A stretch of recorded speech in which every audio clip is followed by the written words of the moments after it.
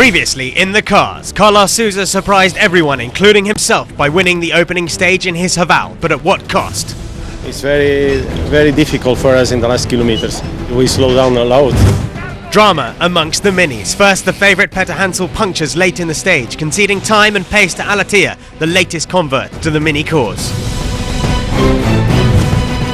It's easy when you have a small problem to try and get back the time lost and make more errors. Then, Nani Roma, a man on a mission, got held up by Carlos Sainz for over 60 kilometers and tempers flared at the finish line.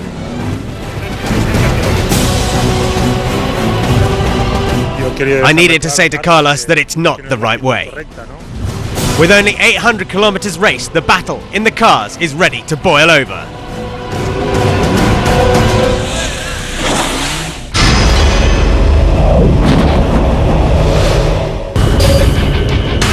Yesterday was a short 120-kilometre special, but the heat was to be a major issue for quite a few contenders, including Gerlan Schischerit in his EVR buggy. We have a fuel pressure problem. We've got 50 litres left, so it isn't a fuel problem. The issue is pressure. A serious issue for the Frenchman, but he could count on the help of the Argentinian crowd. That, of course, didn't prevent him from losing over an hour.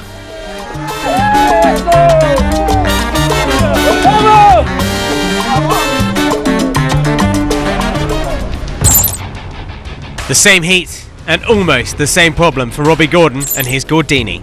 Vapor lock. It made the Americans' day a real nightmare.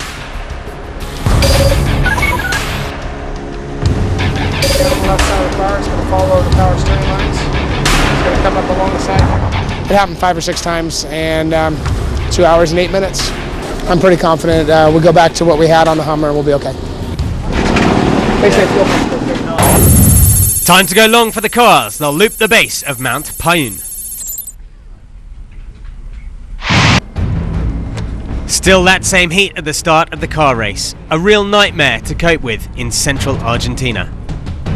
The pressure was on Carlos Sousa's shoulders as the race leader and winner of stage 1. He took off first.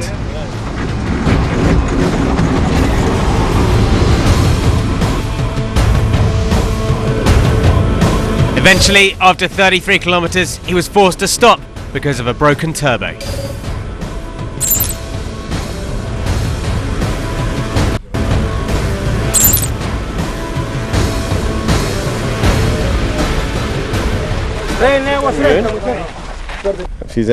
We broke the turbo after 30 Ks. Oil started leaking. We're waiting to take a decision. Either we go back to repair and we'll be given a maximum time penalty, or we carry on and take risks of breaking the engine in the dunes with no turbo. So we're waiting.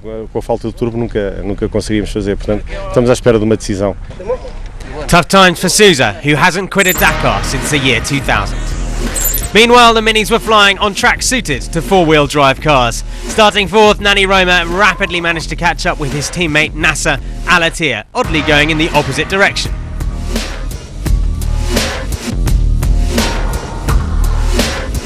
Not the best of days for Alatia. After an impressive first stage in his new car, he struggled. The Qatari eventually lost over 7 minutes after suffering 3 punctures. Nani Roma had to settle for 4th position in his Mini. Much more like it for Carlos Sainz, especially in the second standy part of the stage. His argument with Nani Roma now forgotten, the Spaniard took his SMG buggy to a fine 2nd spot.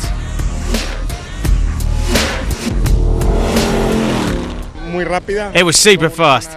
We had to deal with a Gene portion that wasn't easy, but I think we managed a good stage. I'm rather happy with our 2nd spot for the moment. But the man of the day was Monsieur Dakar himself, Stefan Peter Hansel. 6th to start. Peter made the most of his navigational skills to clock the best time of the day. A 60-second stage success for the Frenchman, both on bike and in a car. And by doing so, Peter Hansel captures the overall lead of the rally. Navigation was easy because we could see people at the top of each dune. so we could advance based on their position.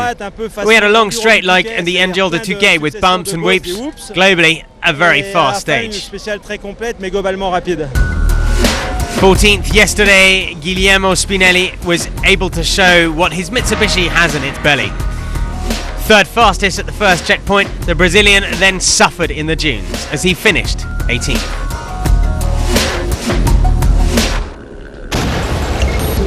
So Peter Hansel took it from Sainz, De Villiers in third position ahead of Roma and Alatia, and it's all change at the top of the standings as well. Peter Hansel has taken the lead, but he's only got a 28-second gap to Carlos Sainz. Alatia's 4 minutes back from Peter Hansel, with Roma and Terranova 4 minutes and 8 minutes back.